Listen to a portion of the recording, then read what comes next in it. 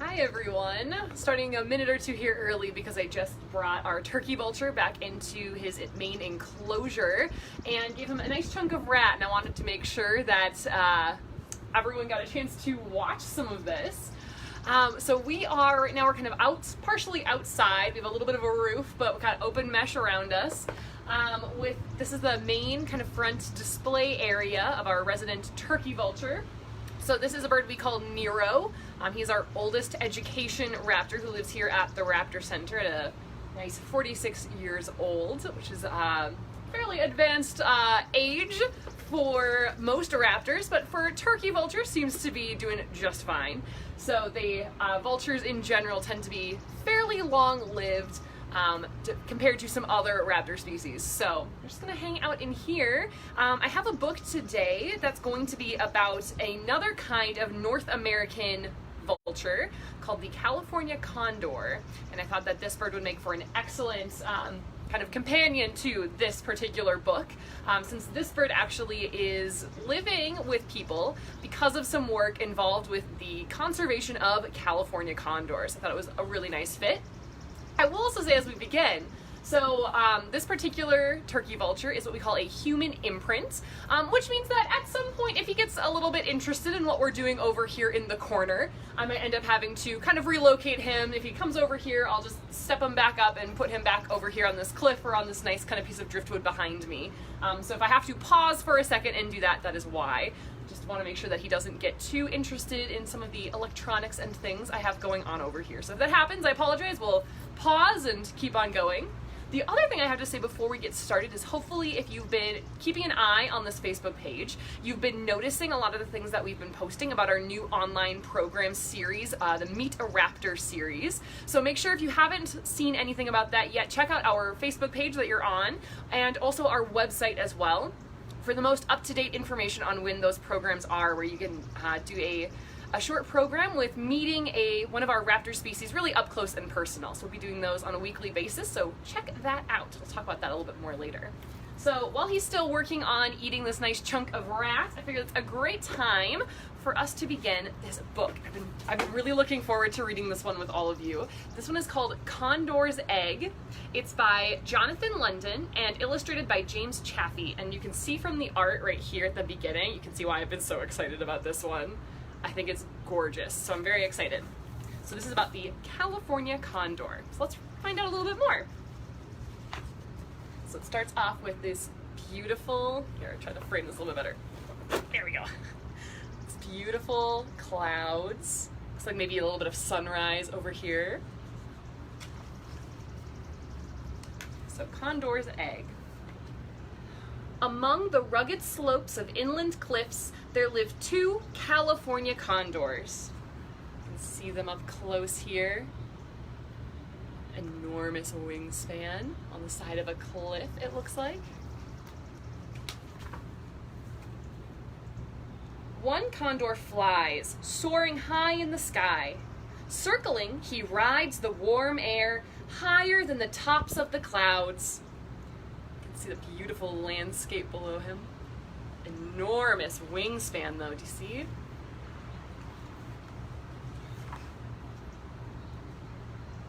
Companion of the sun and wind, friend of the wild mountain silence, he sails above the high, lonely cliffs. He glides over a hidden lake nestled like an egg far, far below.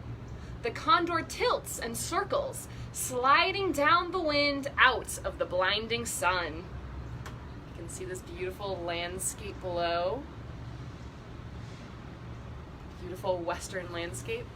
Let me make sure. There's a little alert. There we go. I couldn't see the chat. There was a little alert sticking up. Sorry about that. Carrion eater, bone picker, nature's cleaner upper, feathered giant of the sky. You can see that California condor face using that beak to very delicately pick off some of the food. There's some, looks like rib bones below. After his meal, the great bird of prey plows through the air to his high cliff cave. There, his mate arranges A ring of pebbles around the egg, a jewel, so fragile, flawless. They wait, taking turns keeping their egg warm. You can see this California Condor parent carefully arranging around this little egg. Beautiful rocks, make sure it stays safe.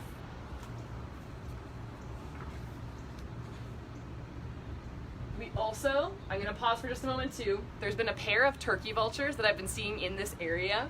So we'll see if they come a little bit closer, but there's one just over the top of the building behind me. I don't think it shows up well on the camera, but if they end up coming a little bit closer like they have been the last few days, we'll try to keep an eye out for them.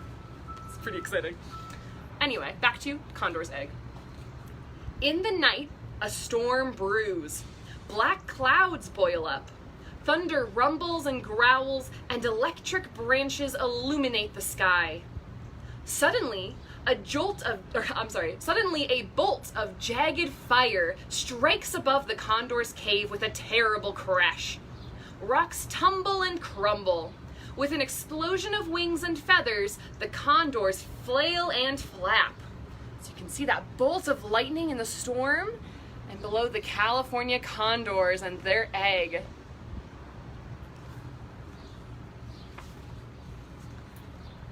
When the dust and feathers clear, the egg is cracked with a fine zigzag line like a jab of lightning. The two condors settle together above the egg. Is this the end or the beginning of a new life? Going over to the corner. So we have the egg there with a little crack. You can see the parents looking at it. It's gonna happen. Well, you can see our turkey vultures down here in the corner. We'll keep an eye on where he heads.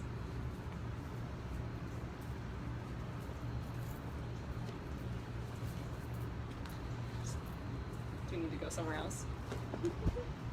One moment. We good there?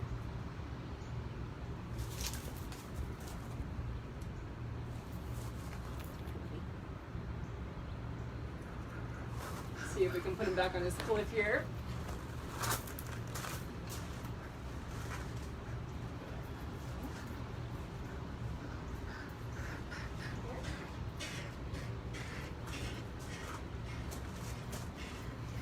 Well, while we've got him for a second, you can see that excellent big wingspan.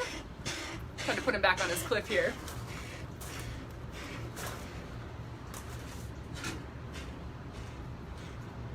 This nice chunk of rat.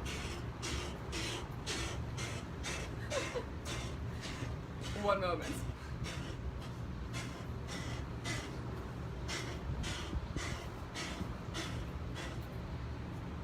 A little too curious. No? Check out here.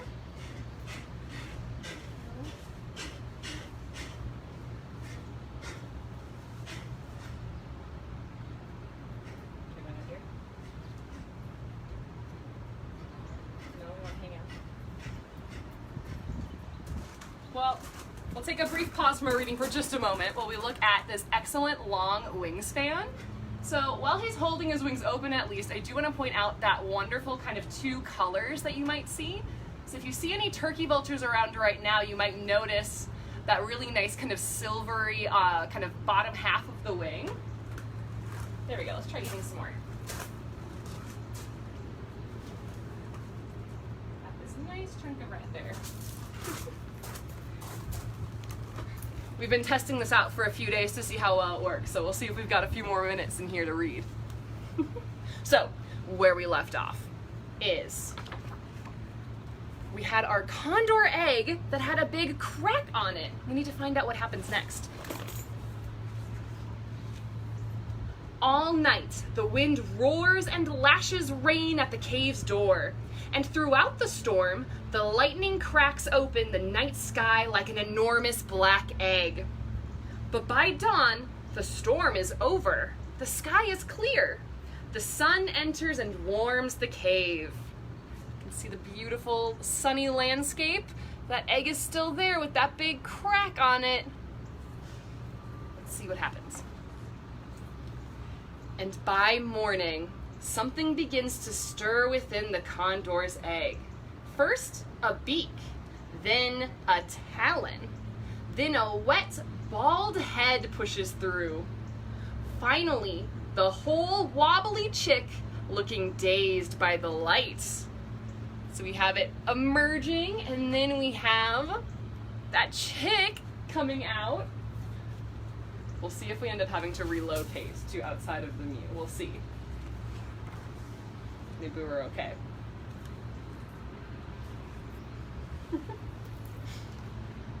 I try to do a lot of preparation so I know how birds are going to respond to me being where they are and reading books and things. And seems like it's been going pretty well the last couple days, but maybe today, not quite. We'll see. Right now we're playing with the log, so I think we're all right for a second. As mother and father condor gently nuzzle her, the baby stretches her scrawny wings for the very first time. So you can see that it's a very featherless little condor baby and the two parents looking on.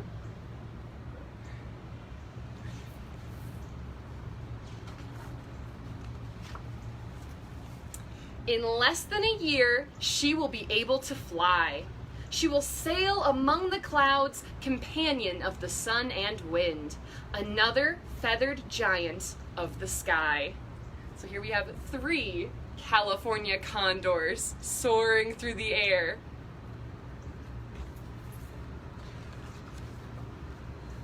There's more about condors. The California condor is the rarest and largest bird in North America and one of the largest in the world. It can weigh 22 pounds and have a wingspan of 9 feet or more. When seen from a distance, it is often mistaken for a small plane. Condors spend most of their daylight hours soaring on winds in search of food. They can glide as far as 10 miles without moving their wings, and single-day flights of up to 100 miles have been reported. They nest in shallow caves on the faces of steep cliffs. Pairs mate for life and lay 1 egg every other year. In the wild, condors have lived to be 50 years of age. Over 10,000 years ago, condors soared over the prehistoric wilderness, feeding on the carcasses. Oh, I'm sorry, I was probably blocking it. He just did a big rouse where he shakes out all of his feathers. Feeding on the carcasses of woolly mammoths, giant ground sloths, and saber-toothed tigers. Unlike its prey, condors survived to be revered by the early human inhabitants of this land. The importance of the condor to native peoples was recorded in oral legends and rock paintings. The medicine men of the early Chumash Indians of Southern California wear ceremonial capes made of condor feathers, which are believed to give the power to travel to the other world. The coming of our modern civilization brought many changes to the condor's range. Originally, the condor could be found all across North America, but by the 17th century, its range was confined to the Southwest. And by the start of this century, it was found only in Southern California. Because of the loss of its habitat, illegal shooting and poisoning, the condor was soon at the brink of extinction. 1986 was the last year a pair of condors hatched an egg in the wild. And in 1987, in an attempt to save the species, the last free-flying condor was brought in from the wild. For the first time in thousands of years, the condor no longer graced the skies of North America. Only 27 remained, all living in zoos.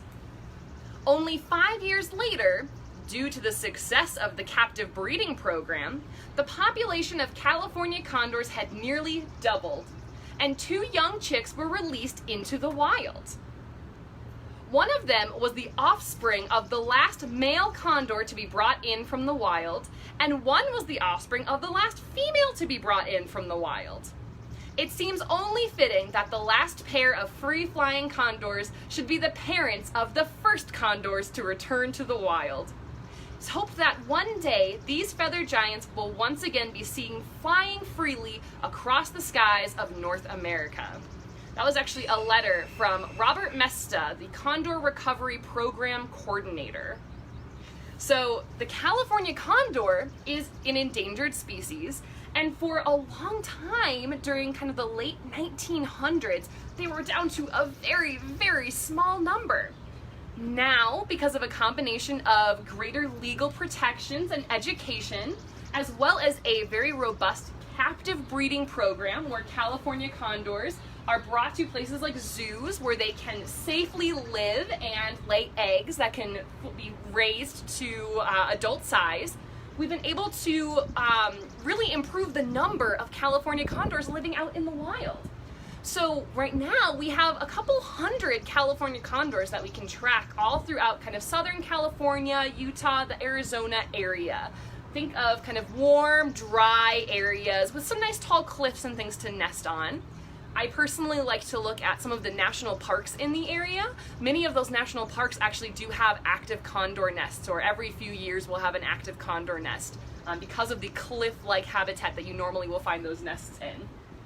Very similar actually to the kind of nesting sites that you might find something like a turkey vulture in, which is why this newly kind of renovated display enclosure for this turkey vulture has this nice kind of rocky cave structure in it. So this turkey vulture, I hope you can see, the comments I think are slightly covering him up, but he's sitting right here at the bottom of a piece of driftwood that we have in here. This particular turkey vulture was actually very helpful in these efforts to help restore the California condor population. For a while, it was very difficult to figure out a good way to track the California condor.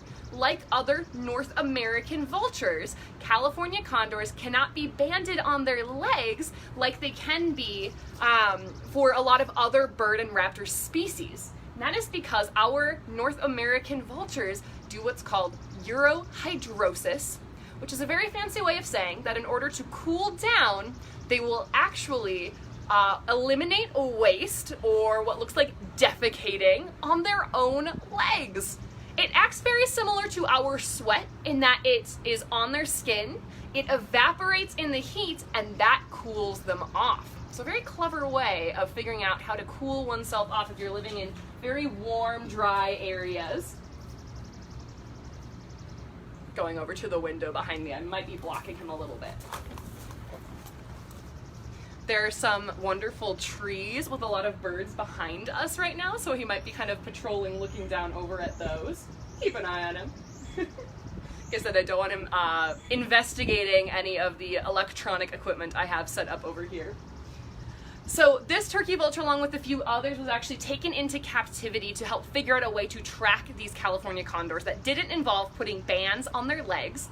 And so what they figured out using a few of these turkey vultures is that they could actually place a kind of square marker on the wing of those birds, and that way it's a really large visible marker that you can actually see from the ground using a pair of binoculars or by taking a picture and looking at it that way. So that way it's easier to track these birds without having to get very close to them or take them into kind of captivity to check them out.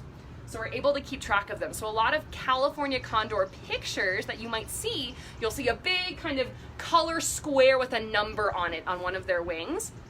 And so that way you can actually look it up on a database to see exactly which California condor it is, who its parents were, how long it's been out in the wild.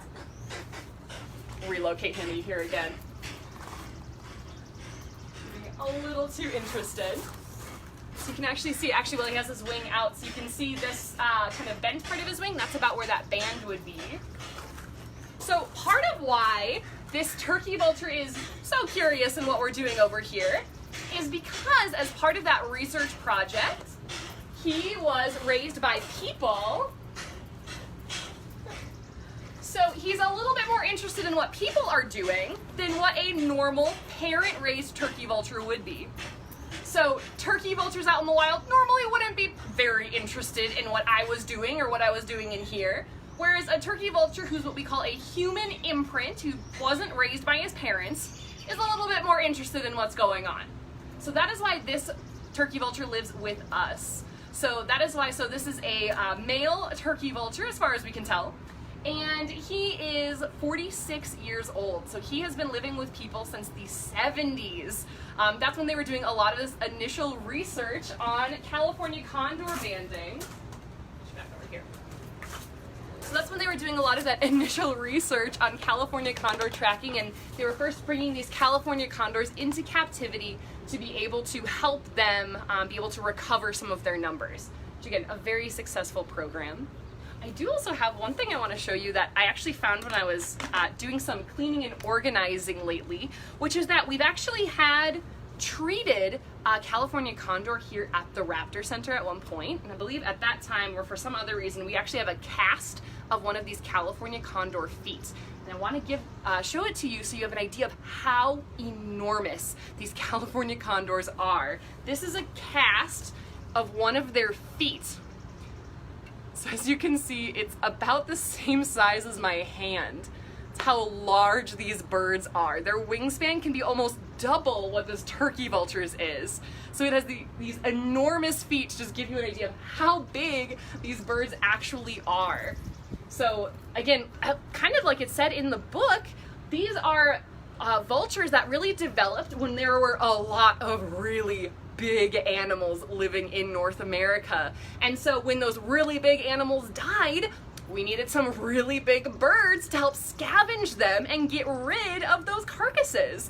So that's why we have some of our very large vulture species, like our California Condor, as well as when you go down into South America, you can also see the Andean Condor as well, which is another species that we're seeing a large kind of decrease in their population with loss of habitat, with potentially shooting or trouble with poisons such as lead or other poisons that might be out in the environment. So these really big, important scavengers do face a couple of very big issues out in the wild. So if you're interested in learning more, this book actually had some really nice resources in the back, which was, again, the Condor Recovery Program. There are also a lot of the Peregrine Fund is another great resource. If you're interested in learning more about maybe some of the other raptor and vulture species around the world who might be facing some of those similar problems, the Peregrine Fund is a great place to start. They have a lot of really good information on species worldwide that need help with conservation. So they're really focused specifically on raptor species. So that would include vultures, as well as you can probably tell from the name, the peregrine falcon, similar species like that. So I want to make sure I see a couple of questions here that have been coming up. I think some of them we've answered, but I'll scroll back to the beginning because I saw a few. So hello everyone, and welcome. Thank you again for joining us. Yeah, I really enjoy talking about vultures a lot. I think they're so important. Oh, somebody in the chat, thank you so much, pointed out that there is a live California Condor nest cam. I believe that one is also put on by the California Condor Restoration Fund and the Peregrine Fund. So if you check that one out, again, probably because every week I need to mention it, you can certainly find those links as well on the Cornell Lab of Ornithology, along with some other nest cams. But the California Condor one is always very interesting to me. I just think watching them take care of a single little egg inside of a cave, and knowing that they only do it every other year at most, this is a pretty big event. So it's always really interesting to be able to watch that and see what they do. I just think it's so interesting to watch birds take care of their eggs. Birds tend to be very, very attentive parents. So really taking care of that egg and putting a lot of resources into raising that chick. Again, just knowing that they don't do it very often. They're not doing this every year. This tends to be the case with a lot of really large animals, especially large predatory animals, even things like scavengers, where they don't have eggs or they don't have babies very often because you don't want too many of these big kind of top predators or top scavengers around. There's really kind of limited food to support all of them. So that also makes it really tricky when we're trying to replenish their numbers, because everything about their biology says, well, we don't want to have too many of us, so we're going to take it nice and slow in terms of having chicks every couple of years. But we know that they don't have very many of them, and we really want to see their populations grow really fast. But because of how they've developed and adapted to their environment and their role in it, it takes a little bit longer. So that's some of the problems too with when we see some of these, again, these really large species especially, but these kind of top hunters and scavengers, when we see their populations be really low, it can be really tricky to recover all of them because of how long it takes for them to kind of replenish their numbers and breed. So yes, check out that condor nest cam. I think it's super fun to watch. But I really like California condors a lot. I think they just have such fascinating lifestyles, and I really enjoy watching them use these giant beaks to take care of a tiny little egg. I think it's very fascinating.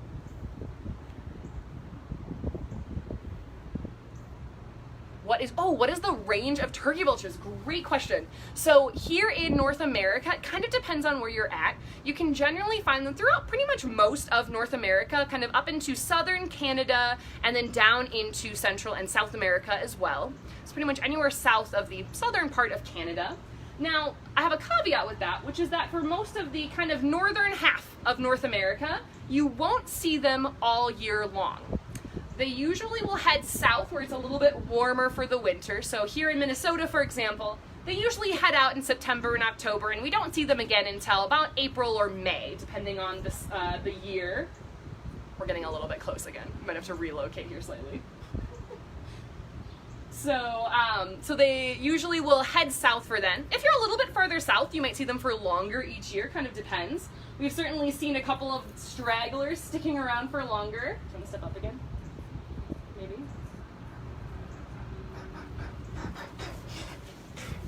Just every once in a while I get a little bit more curious about what's going on.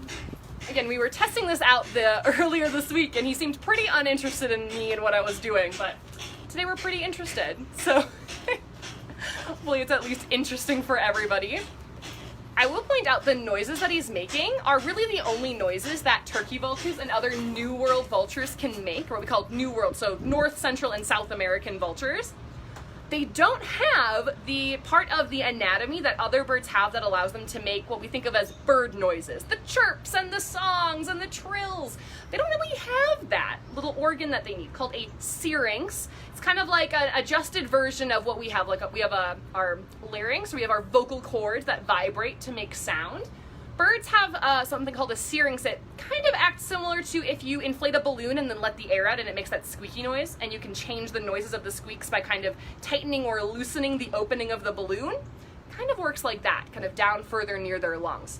But turkey vultures and our other North American vultures don't have that, so the only noises they can make are those kind of grunts and squeaking kind of noises that you just heard. So that's really it for as much of the noise that he can make.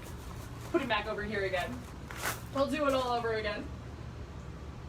He's still got a nice chunk of rat head up there that I'm hoping he takes a little bit more interest in. He hasn't eaten that much food. Otherwise, he might be getting done with us here soon. We'll see. So that's, yeah, the range of turkey vultures is most of really North America. Oh, why do they have such a big wingspan? Especially California condors and turkey vultures. Vultures tend to have these very big, long wings because gliding and soaring around takes a lot less energy than doing all of that flapping work. And when you are a scavenger and you don't know when or where your next meal is going to be, you don't want to be wasting all of your energy flapping around when you can just soar instead. So those really big long wings act like big sails, so they can just kind of stick their wings out, do a couple of little flaps, and get off the ground. Things like California condors, these especially large vultures, what they'll oftentimes do is they'll really need to be near somewhere with a lot of kind of gusts of wind, or kind of what we call updrafts, where kind of wind is kind of whooshing along the side of a cliff or a hill and going upwards. So you tend to find them in these areas that have lots of cliffs and mountains.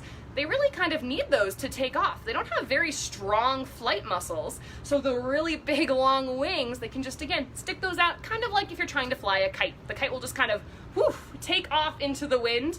They've got kites built in, so that's kind of how they operate. They have nice big long wings for doing a lot of that soaring. Saves a lot of energy that way. Do one or two more questions if we have them.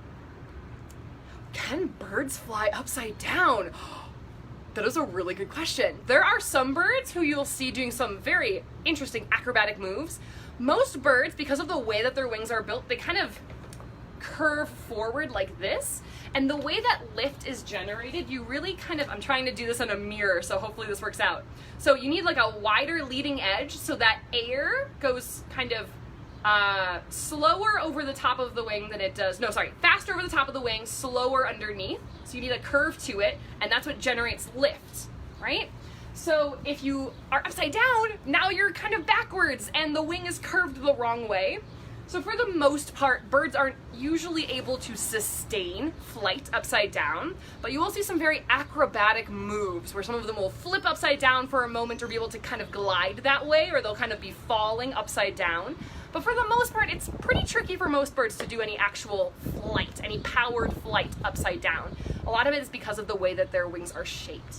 There might be some exceptions to that. I'd have to go and look up, but to my knowledge, most of the time, really need to stay pretty right side up with occasional flips over for things like exchanging food or something like that. We'll do, are their feet better for walking? You might have noticed when we were looking at this is actually very similar. It looks very similar to a turkey vulture foot, just really big. And so these, our North American vultures tend to have these really big, open, flat feet. In general, really good for standing on top of something and kind of not very good for gripping onto things like we think of with other raptors. But yeah, their feet tend to be pretty good for standing. So not very good for gripping onto things, but definitely good for kind of standing and walking. So yeah, pretty good at walking. And then one last kind of final question. So someone was asking, what do they eat, and something about the type of bacteria that are in turkey vultures, which are kind of related questions. So to kind of finish us off, so turkey vultures, being scavengers, they're eating a huge variety of dead animals, right? So to help with that, as you might have noticed as he's been moving around, he actually has a big open hole in the front of his face. That's where his nostrils are. So instead of like two separate nostrils like we have and like a lot of animals have, he has one big opening in the front of his head that leads to where he's able to detect smells. And so what they will do is, turkey vultures are actually one of the few types of birds that we know have a very good sense of smell. So what they'll do is they'll soar around on those big wings. They're looking, but they're also smelling for their food, which is things that have started to decay, so animals that have died. And so they're smelling around, and they can swoop down and they can eat whatever it is that they found. So huge variety of actual prey, with the caveat that it's usually already dead. So in order to help accomplish this, if they're eating things that have already been sitting out and starting to decay, maybe that animal was sick or injured, so it might have some bacteria and other diseases on it that they need to be able to deal with. So turkey vultures and other vultures have incredible stomachs. So they're able to digest things like very intense bacteria that can make us very sick. My favorite example is the bacteria that causes the disease called botulism, called Clostridium botulinum. It is a bacteria that lives specifically in places that kill most other bacteria, places with no air and not a lot of light, so areas that usually other bacteria can't live in because there's no air. So what happens is a turkey vulture can eat a piece of meat with that bacteria living on it, this really hard to kill bacteria, and the bacteria doesn't come back out.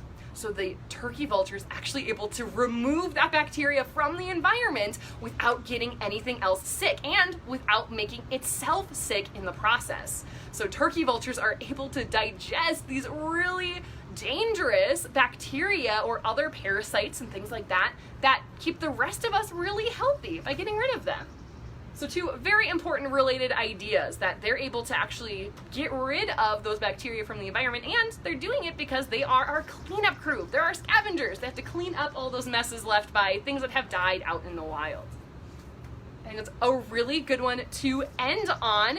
Thank you all so much again for joining us. This has been an interesting experiment, I think, hanging out in this particular enclosure with our resident turkey vulture.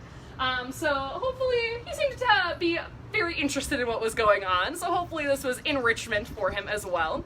So again, thank you all so much for joining us this week. We will see you again next week for more Reading with Raptors. I will also, again, if you weren't here at the beginning, make sure to check out the rest of the Facebook page and our website to learn more about those online programs that we are starting to offer. Right now, again, our main public options are for the Meet a Raptor series. So last week on Friday and Monday, we had some kind of up close and personal personal sessions with a great horned owl.